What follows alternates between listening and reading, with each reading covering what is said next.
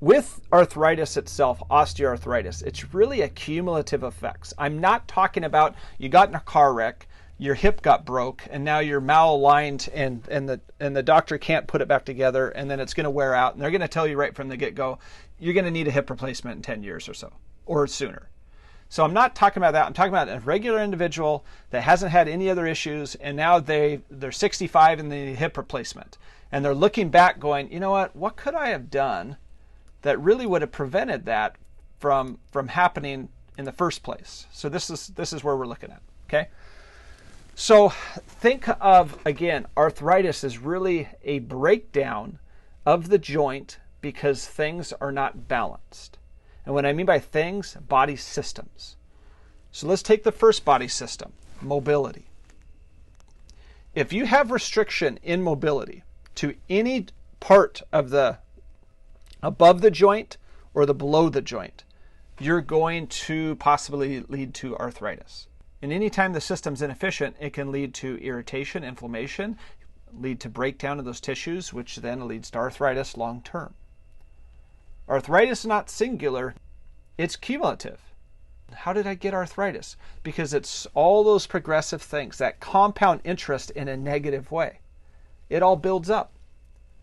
So one of the first ways that you can help prevent arthritis is maintain mobility to all joints. What are ways that we can drive down inflammation? Well, yeah, what we eat and put into our body matters. If we're eating a ton of sugary foods, that's going to lead to a ton of inflammation in our body. So if you're eating all stinking day, you're constantly creating inflammation in your body, and you're never going to be in a fat burning zone. More so.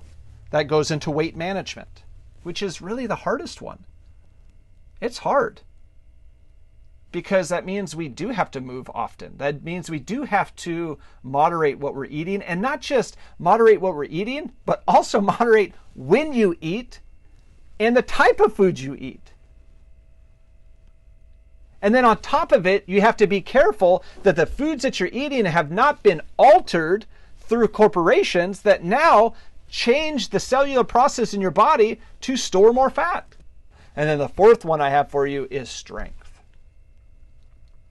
Because without proper strength, the body itself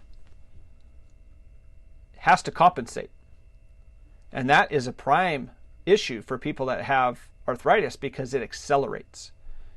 They start having pain, they start having dysfunction, maybe the lack of flexibility has now led to them compensating. So now the joint works at a different mechanical range as you start getting pain, so your body starts using it the way you need to. Now it starts inhibiting the muscles that should be working, such as the quads or the hip abductors, which then accelerates your arthritis.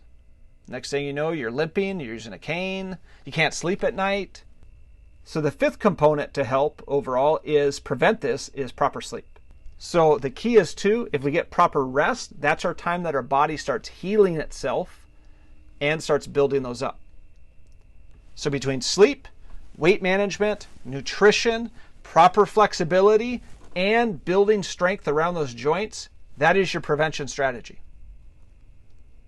That's your prevention strategy.